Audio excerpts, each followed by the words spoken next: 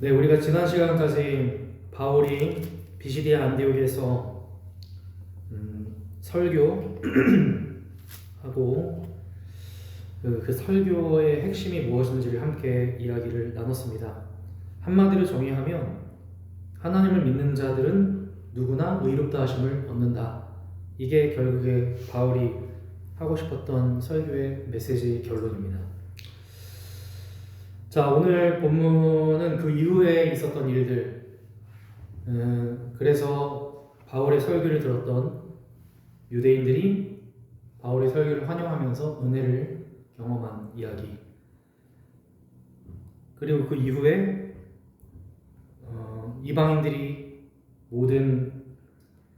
그러니까 이제 모든 무리들이, 시민들이 이제 합류하게 되자 갑자기 유대인들이 변하죠. 바울을 오히려 이제 배제하게 되는 그런 모습들. 이 부분이 오늘 되게 재밌습니다. 그래서 결국에 바울이 우리는 이방인에게로 향한다 라는 말과 함께 이제 이고니온으로 가게 되죠. 자, 그리고 오늘 이 현상들을 우리가 좀 하나하나 좀 볼 텐데요.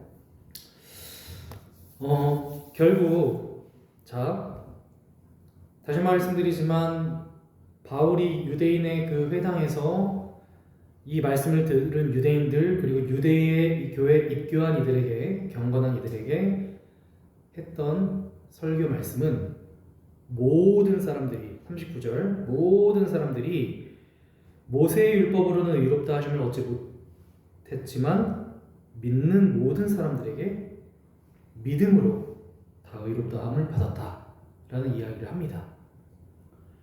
그러자 42절 말씀을 보면 그들이 나갈새 사람들이 청하되 다음 안식일에도 이 말씀을 하라. 그 말씀을 들었던 회당 안에 있는 유대인들이 은혜를 받죠.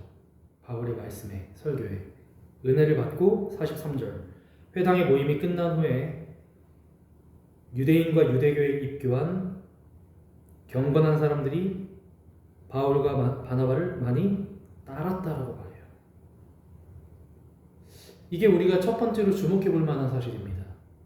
유대인들은 분명 바울의 말씀에 은혜를 받았어요. 바울의 말씀을 받아들였단 말이죠. 심지어는 바울과 바나바를 따랐다라고까지 얘기하죠.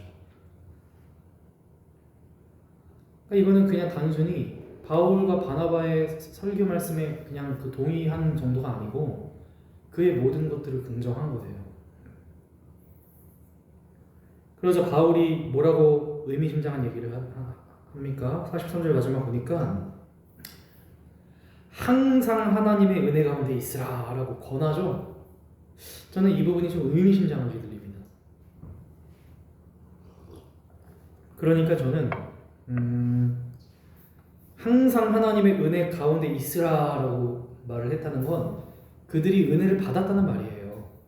그렇잖아요. 은혜를 지금 바울을 통해서 지금 이 순간만큼은 그 은혜를 경험한 거예요. 근데 이제 바울이 그걸 딱 듣고 너희들이 받은 그 은혜에 계속 항상 거해야 된다라는 말. 이렇게 권한다라는 거죠. 근데 이 말씀이 되게 의미심장합니다. 왜냐하면 44절 이후에는 바로 이 바울의 권면을 듣지 않기 때문이에요. 항상 하나님의 은혜 안에 거하라 라는 말이 뭘까요? 이거 어렵지 않습니다. 여러분, 우리 그리스도인들이 늘 은혜 안에 거한다, 매 순간 내가 은혜 안에 거한다 라는 말은 제가 뭐 몇 번이고 계속 했던 얘기죠. 지난주에 설교의 핵심이기도 하죠. 자기 위치를 알아라 이거예요. 내가 늘 잘난 게 아니라 내가 언제나 하나님의 은혜를 받고 살아갈 수밖에 없는 그런 존재임을 기억해라 이거죠. 나는 가난하고 나는 애통하며 나는 짓밟히고 억울한 그런 정말 아무것도 아닌 우리에게 하나님의 은혜로 주시는 복을 받아서 주님이 은혜로 우리에게 복을 주셨다는 그 사실을 기억하라. 복이 있다 너네가. 그게 팔복의 핵심이기도 하면서 바울이 말하고자 하는 이 핵심이었어요. 그럼 이거는 여러 의미가 있는 거예요. 하나님의 은혜 안에 계속 거하라라는 말은 유대인들 너희가 지금은 이 말씀을 듣고 좋잖아요. 새롭기도 하고. 근데 설교의 핵심이 뭐였어요?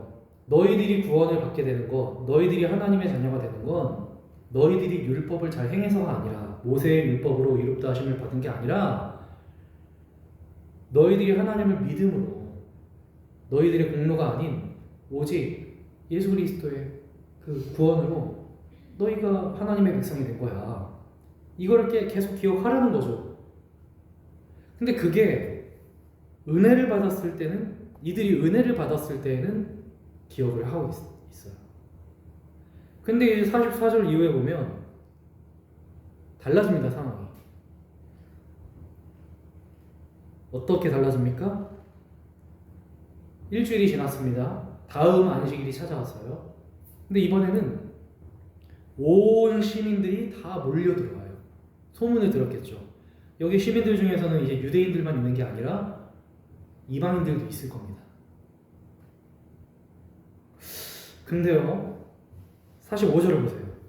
유대인들이 그 무리를 보고 시기가 가득하여 바울이 말하는 것을 반박하고 비방하오늘. 여기서 제가 한 가지 이제 질문을 할 수밖에 없었어요. 45절의 유대인들은 누굴까? 이 사람들 누굴까요, 여러분? 이 45절에 나오는 이 유대인들, 뭐 여러 가지, 제일 궁금했던 건 그거예요.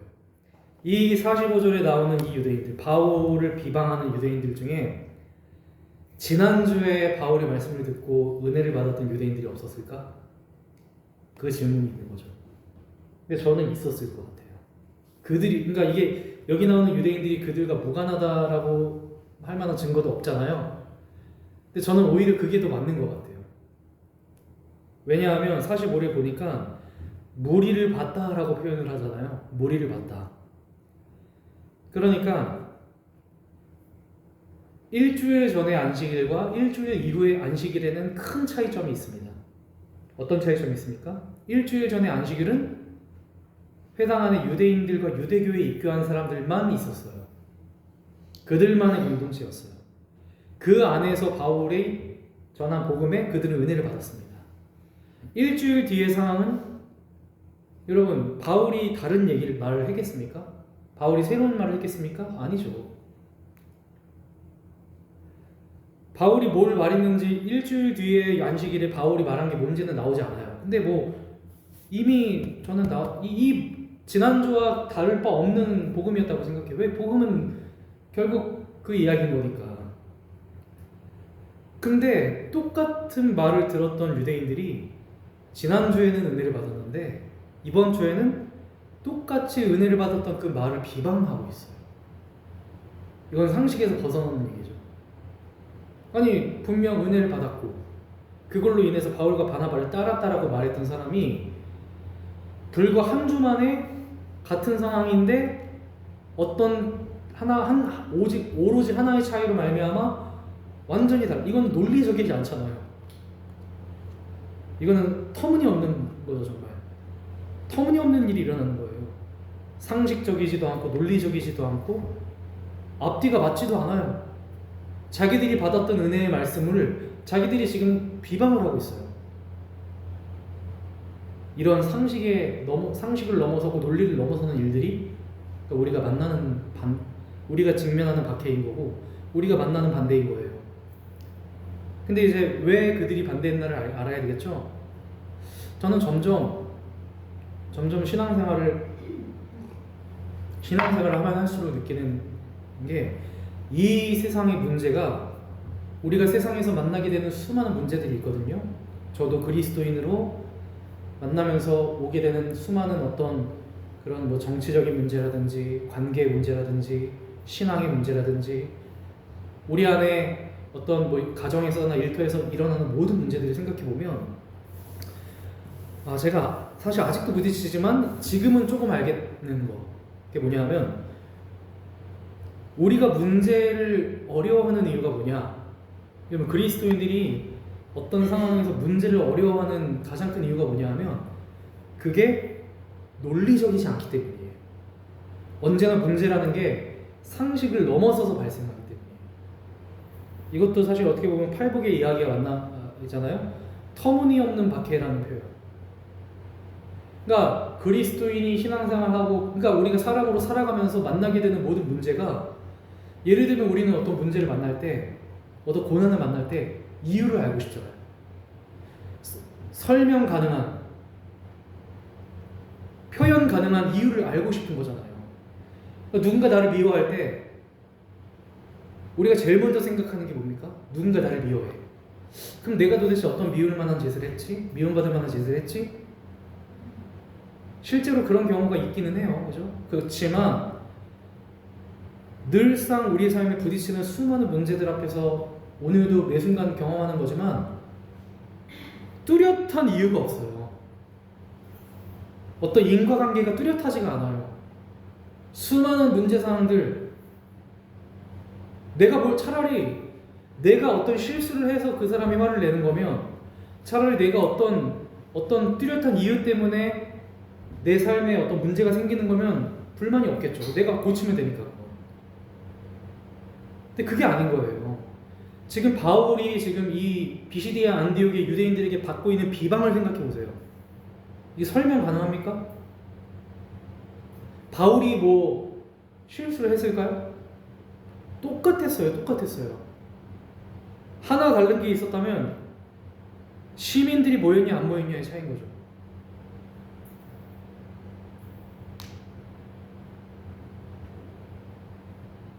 유대인들이 바울을 비방하는 건 논리의 문제가 아니에요. 상식의 문제가 아니에요. 설명할 수 있고 그런 설득의 문제, 왜 미워하는지 그런 게 아닌 거예요. 여기서 우리가 봐야 될 건 결국 모든 문제는 생각보다 감정적인 거예요. 감정에는 이유가 없어요. 그냥 싫은 거예요. 그냥 싫어서 비방하는 거고, 그냥 싫어서 반박하는 거예요. 우리는 거기서 여전히 상식을 캐묻죠. 왜 너가 나를 미워해? 말이 안 되는 거예요. 그거는 말이 되는 문제가 아닌 거죠. 우리는 끊임없이 납득을 요구하죠. 내가 미움받는 이유, 내 삶에 문제가 생기는 이유 등등. 근데 실제로 세상을 살다 보고 실제로 수많은 문제 상황에 직면하다 보면 결국 모든 문제는 그냥 이유 없이, 터무니없이, 그러니까 어떤 감정의 이유, 그러니까 그냥이라는 말로밖에는 표현이 안 돼요.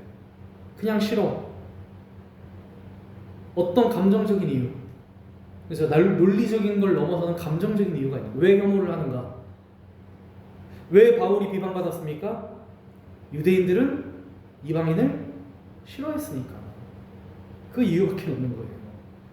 그러니까 그 자신의 감정의 자신 안에 있는 그런 어떤 본능 혹은 마음 혹은 감정이라고 할 수 있는 영역에서의 이방인들을 싫어하는 부분이 있으니까 논리를 넘어서는 거잖아요. 내가 지난주에 좋았던 말씀이 오늘은 싫은 거예요. 비방이 돼. 바울이 말한 것에 반박하려고 하는 거예요. 내가 은혜를 받은 말씀인데. 이게 세상이 돌아가는 원리예요.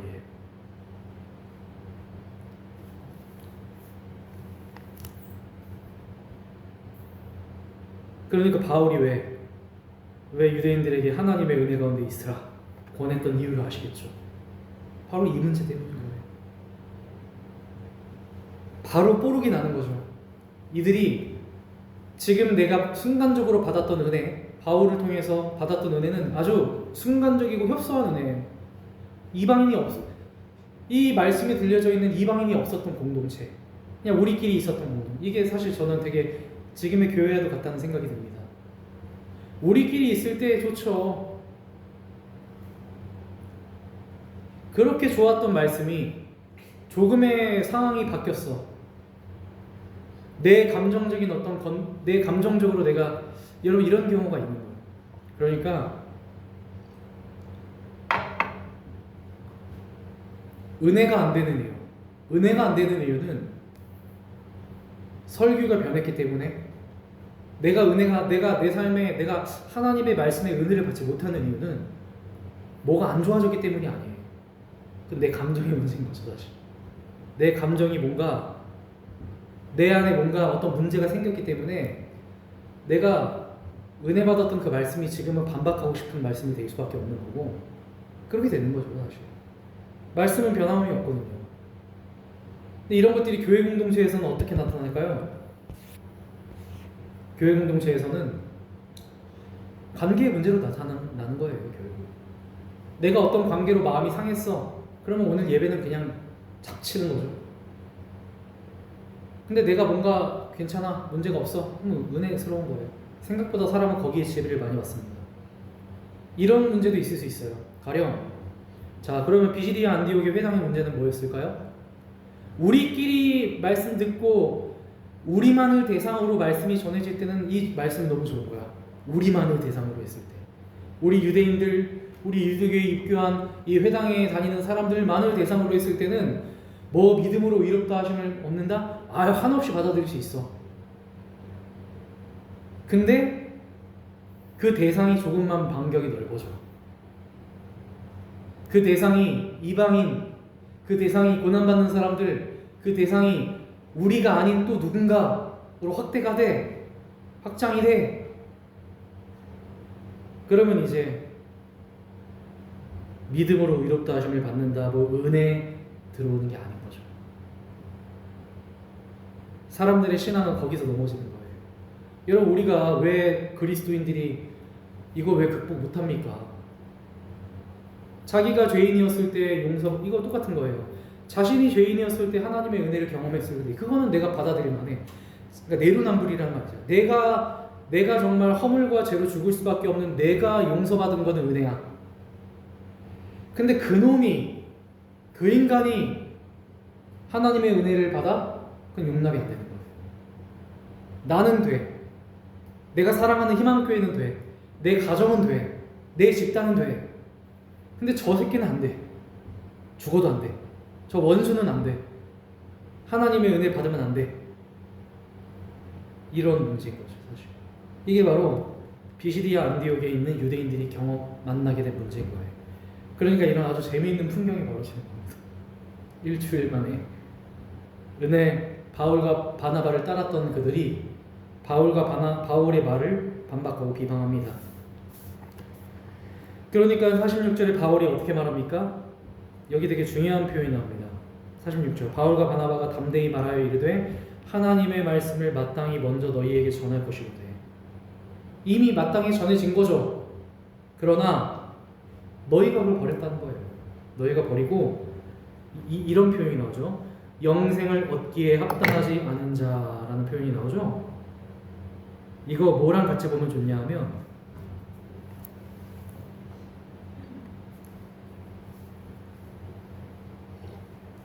보면 48절 말씀을 보세요.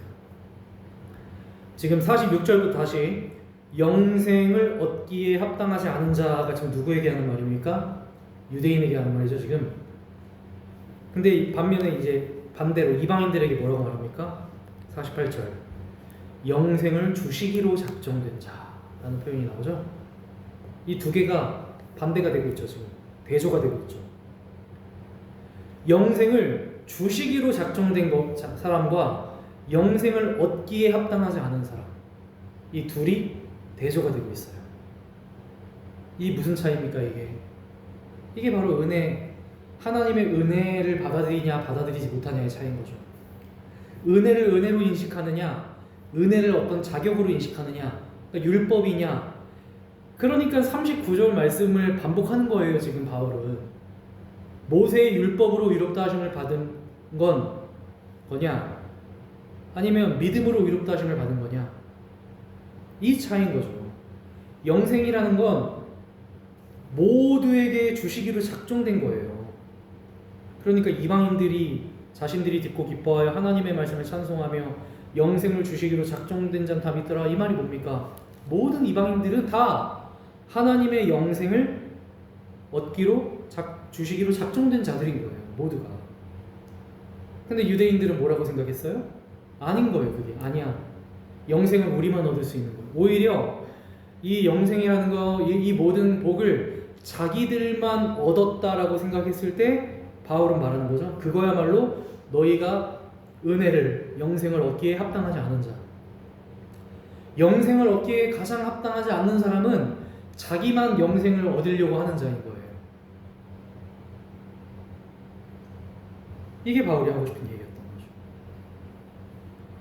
그러면서 누구나 이 복음의 은혜는 누구에게나 주어지는 하나님의 선물이다. 의롭다 하심은 그거를 상기시키는 거죠. 그러니까 자연스럽게 바울의 전도 여행은 유대인에서부터 이방인으로 향할 수밖에 없는 거예요.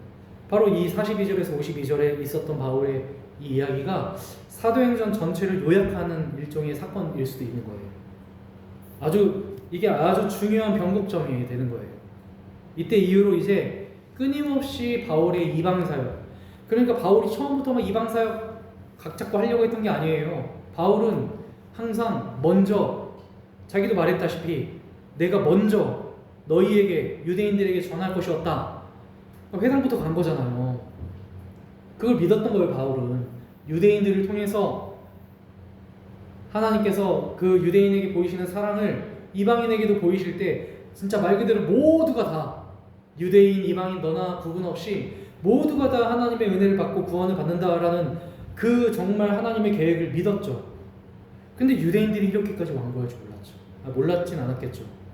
근데 아니나 다를까 유대인들은 자신들의 어떤 교만으로 말미암아 은혜를 받은 것처럼 보였지만 결국에 한 주가 지나자 완전 호떡이 뒤집어지듯이 뒤집혀지는 거예요. 유대인들은 바울을 반박하고 비방하지만 이방인들은 48절 자신들의 복음을 소식을 듣고 기뻐합니다. 결국 어떻게 됩니까? 50절 이에 이 유대인들이 이제 조직적으로 바울을 박해하죠. 유대인들이 부자들을, 유명한 사람들을 선동하는 거예요. 야, 여러분 정말 무섭게 돌아가지 않습니까? 세상이 이렇게 살벌한 거예요, 진짜. 정말 같이 은혜 안에 있을 줄 알았던 사람인데 무섭게 바울과 바나바를 박해합니다. 경건한 귀부인을 동원하고 시내의 유력자들을 선동해서 결국 바울과 바나바를 박해하죠. 우리가 여기서 기억해야 될 건 다시 그리스도의 팔복이에요. 열심히 살아가는 사람들에게 오게 되는 상도 있지만 우리가 잊지 말아야 될 것은 이방인들에게도, 그런 존재들에게, 그저 그런 없는 존재, 그런 모자란 존재, 부족한 존재, 낮은 존재, 그런 존재로 살아가는 이들에게도 하나님의 은혜는 동일하게 주어진다는 사실, 이거를 모르고 신앙생활 하면요 결국 오늘 본문처럼 우리는 하나님의 나라를 박해하는 존재가 되는 거예요. 우리도 유대인처럼 이 은혜를 모르고 산다는 것 자체가 하나님의 나라를 가로막는 행위인 거예요. 결국 51절 두 사람이 그들을 향하여 발에 티끌을 떨어버리고 이고니온으로 가거늘 52절 제자들은 기쁨과 성령이 충만하니라. 이 누굽니까? 제자들이 48절에 복음을 듣고 기뻐하며 하나님의 말씀을 찬송했던 이방인들이죠. 여기서 새롭게 이방인 제자들이 세워지는 거예요. 그 이후에도 이제 계속 똑같은 이야기들이 반복되고 나오는데요. 저는 이 부분이 되게 중요하다고 생각합니다. 결국 우리가 계속 지난주에 바울의 설교, 또 팔복, 이 모든 것들이 일종의 가시화되고 현실화되어서 나타난 사건이라고 생각해요. 그리고 이 사건은 여러분 지금 우리가 살아가는 상황 속에서도 똑같이 일어나고 있어요. 이 사건은 매 순간 유대인 같은, 그러니까 잘 분별을 해야 됩니다. 이 유대인과도 같은 부류들이 살아가는 신앙생활하는 어떤 습관들을, 하지만 그럼에도 불구하고 이방인들을 향한 하나님의 끊임없는 사랑, 우리 교회는 지금 어떤 위치에 있습니까? 우리 그리스도인들은 지금 어떤 위치에 있어요? 정말 자기 자신의 위치를 제대로 인식하면서 나도 나도 이방인이야. 여러분 우리가 다 이방인 아닙니까? 성서는 우리 나그네라고 하잖아요. 하나님의 백성이지만 우리는 늘 언제나 나그네입니다. 정처 없이 모든 것이 다 은혜로 주어진, 비록 내가 내 돈으로 내 집을 샀어도, 내가 내 돈으로 내 소유를 갖고 있어도 우리는 그 모든 것들을 다 하나님이 나에게 허락하신 소유라고 고백하는 사람들이고, 그런 어떤 이 나그네 의식이 결국 성서에서 말하는 이방인 의식, 주변인 의식인 거예요. 언제나 우리는 주변인으로, 이방인으로, 난민으로, 이주민으로, 고난받는 이들로 이 세상에 빈손으로 왔다가 빈손으로 갈 수밖에 없는 그런 존재들입니다. 그런 존재들이 어쩌다가 하나님의 은혜를 잘 경험해서 가정을 이루고 회사를 이루고 이 모든 것들이. 근데 우리가 언제 늘 실망합니까? 우리가 항상 실망하는 지점은 뭐냐 하면 그 모든 것들이 내 것이라고 여기는 순간이에요. 아쉬움이라는 건 거기서 생기는 거예요. 하나님이 나에게 허락하신 모든 것들이 다 은혜였어 라는 것은 뭐냐 하면 가지게 하시는 분도 하나님이고 취하시는 분도 하나님이고 있든 없든 자족하며, 그죠? 바울이 말하죠. 내가 기근에 처할 줄도 알고 부함에 처할 줄도 알고 공고에 처할 줄도 알고 풍성함에 처할 줄도 알고, 그럼에도 불구하고 나는 일체의 비결을 배웠다는 거예요. 왜? 가진 것도, 내가 가지게 하는 것도 하나님의 은혜고 가지지 못하게 하는 것도 하나님의 은혜고, 근데 우리가 왜 도대체 우리가 살아가는 자리에서,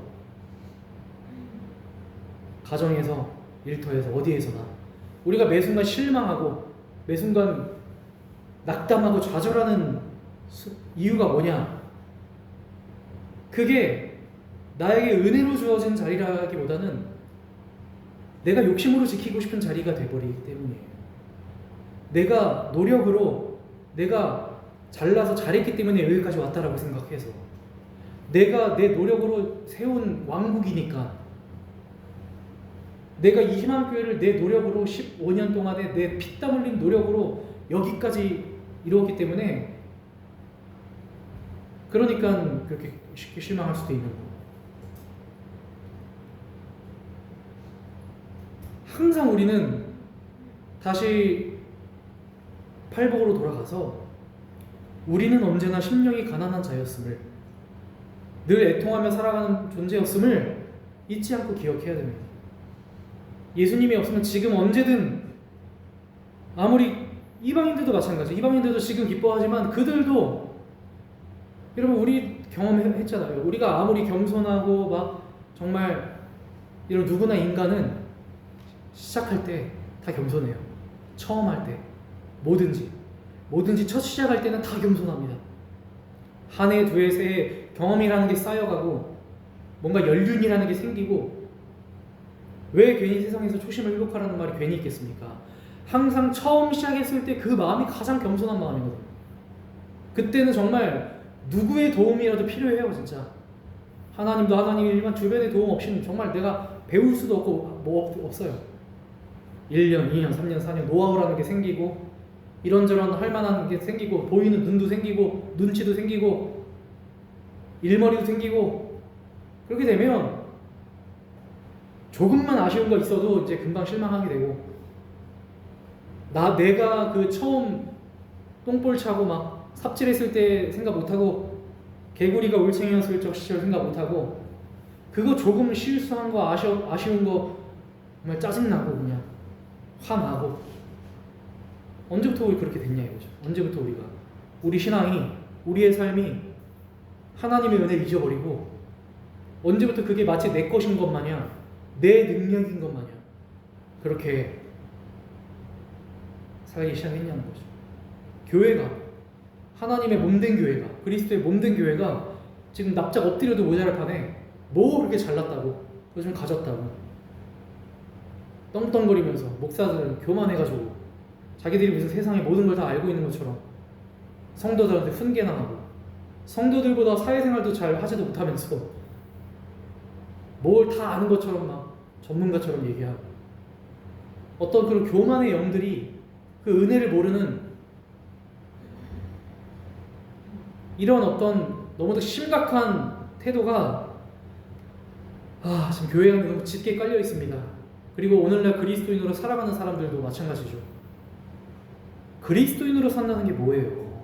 은혜로 살아가는 거잖아요. 어떻게 은혜로 살아가는 사람들이 그렇게 이방인을 혐오할 수가 있고 그렇게 힘들어하는 사람을 손가락질 할 수 있어요? 문제가 있는 거예요. 내가 이방인이었던 때를, 내가 올챙이였고 내가 초짜였던 때를, 아니 내가 주님 앞에 늘 언제나 아무것도 아니라는 사실, 그래서 매 순간 우리는 그런 수양이 필요한 거예요.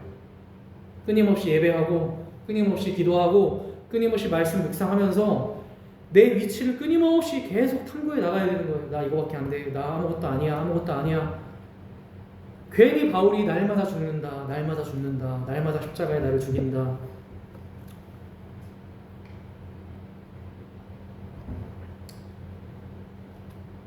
우리가 결국 우리가 복받는, 우리가 그 은혜 안에 떨어지지 않는 길이에요. 언제든지 하나님의 은혜라는 건 발에 티끌을 떨어버리고 떠나갈 수 있습니다. 우리의 교만함을 물론 참고 이해하고 기다려주시기도 하겠지만 심하다 싶을 때, 안 되겠다 싶을 때 언제고 은혜는 떠나갈 수 있어요. 촛대는 언제나 남겨줍니다. 우리가 그래서 정말 이럴 때일수록 이런 세상의 어떤 교만 앞에서 우리는 더 정신 차리고 항상 십자가의 길을 택해야 되겠습니다. 늘 겸손하게, 어디에서나, 가정에서, 일터에서, 어디에서든 항상 부족한 존재임을 늘 자기가 인식하고, 그거 조금 알고 있다고 해도 내가 잘하겠죠. 잘할 겁니다. 그래도 잘하는 거 너무 티내지 마세요. 잘하는 거 너무 티내기보다는 고만고만하게 그냥 같이 함께 하는 게 중요하죠. 함께. 내가 잘하는 것보다, 내가 여기서 잘해서 살아나는 것보다 나와 함께 하는 사람들이 같이 서로 살아가는 게 더 중요한 거 아닙니까? 저는 그게 더 중요해요. 요즘 들어서는 그게 더 중요하다고 생각해요. 여러분, 이런 유대인들에게 일어났던 이런 모습들, 이거는 정말 오늘날의 교회 모습을 보여주고 있어요. 하지만 우리는 분명 기억합니다. 우리 안에 주어지는 기쁨과 그 우리 안에 우리가 하나님의 말씀을 찬양하는 그 찬양의 기쁨, 그 기쁨과 찬송은 정말 자기 위치를 알고 하나님의 은혜를 은혜로 인식하는 사람들에게 주어지는 역사입니다. 그러니까 저는 우리가 매 순간 낙심하고 막 그러지 말고, 아무것도 아닌 나에게 오늘도 내가 일할 수 있는 자리가 주어졌고, 아무것도 아닌 나에게 이 사랑스러운 관계가 주어졌고, 이 아무것도 아닌 나에게 너무 귀한 존재들과 귀한 일터와 귀한 것들이 나에게 오늘도 주어졌구나. 항상 우리 마음을 그렇게 지키면 좋겠어요. 지키고 감사하고 찬양하며 하나님이 우리에게 주신 그 자리로 매 순간 겸손하게 나아가는 저와 여러분들의 삶이 되시기를 주의 이름으로 축원합니다. 아멘. 네, 주님 가르쳐 주신 기도 다 같이 하겠습니다. 하늘에 계신 우리 아버지여, 이름이 거룩히 여김을